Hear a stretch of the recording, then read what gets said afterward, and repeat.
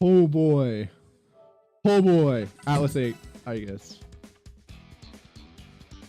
And all right, and now we have a rare treat, in every other week treat from your boy Atlas here, showing up, possibly getting ready for this upcoming weekend's Dallas Distortion. And we still have, Aegis is still in the bracket after winning his previous match versus Parrot. But man, is this ever going to be an uphill battle for Aegis? As much as he's been getting better and better, Atlas, even though he hasn't been showing up as much, he has not been resting on his laurels. He's been on that online ranked grind. I believe he's now Master 3 or something. He has been training up a storm on his stream. Alright, so we got Yuzu and Mai versus Yang Blake. Oh, wow. Yeah. A different flavor of AtlasCrown this week. I haven't seen him play this team too much. But I'll be honest, I don't watch his stream nearly as much as I mean to. An early lead for Atlas.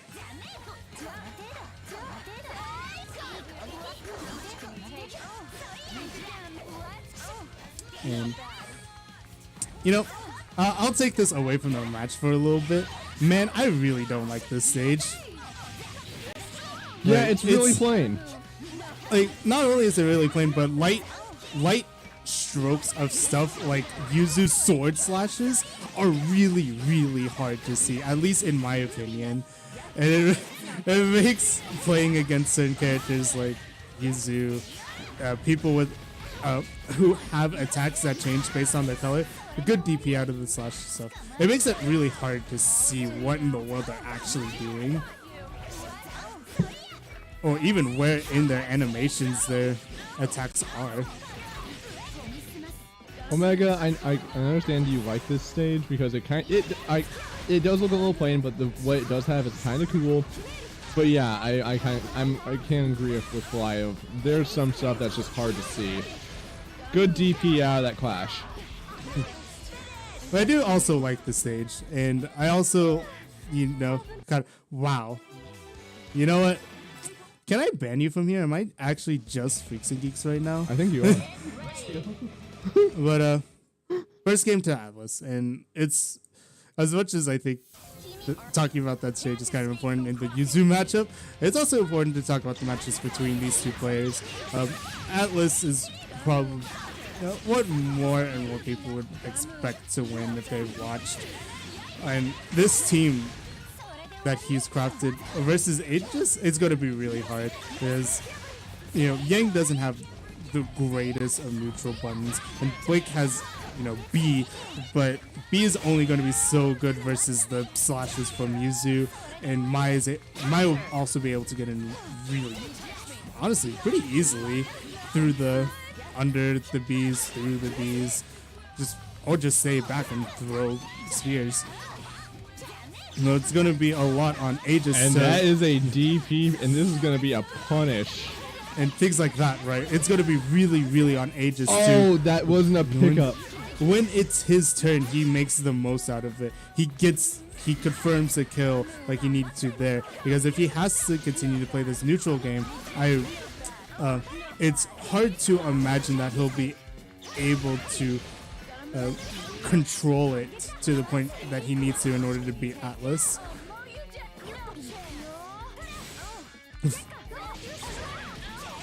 Oh, sick.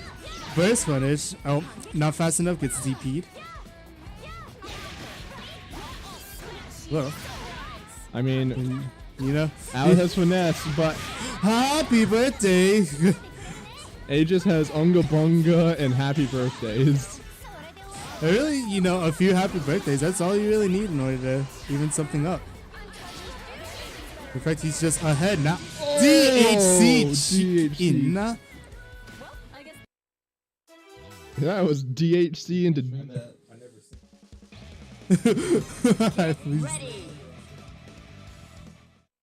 So really good stuff on Aegis' part. I don't really know where the turning point of that all was. He just was able to find a few more openings that time around, and he managed to stay in a little bit more on the Yuzu than he was the first match, and that might be one of the keys. No combo though. No combos. No, so no combos. yeah, there are. Yuzu has. Ooh.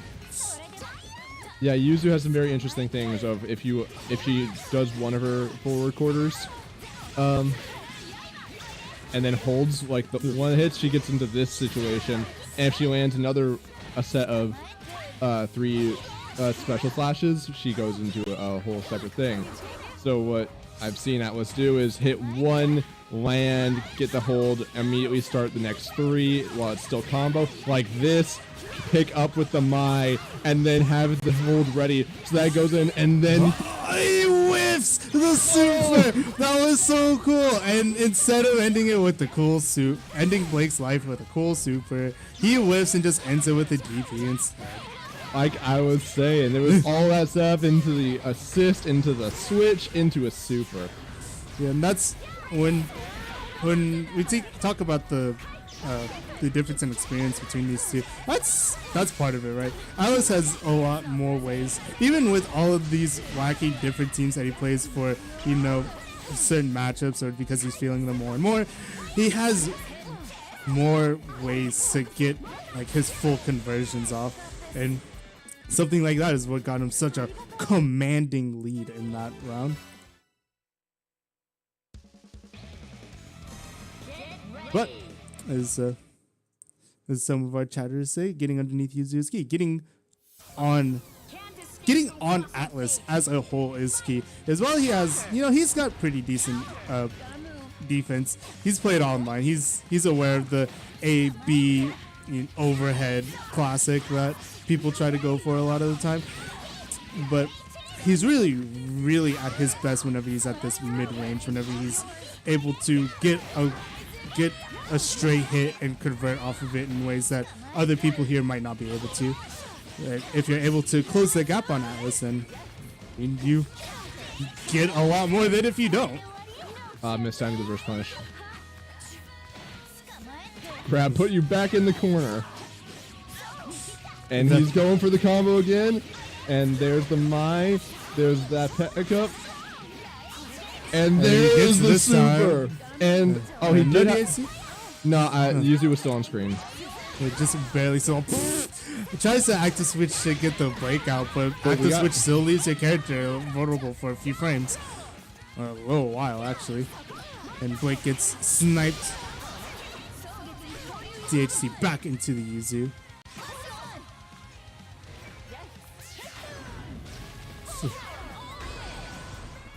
Burning resonance. Oh, good text, good text. You know, he's just not... Cannot open him up like that. And and there it goes.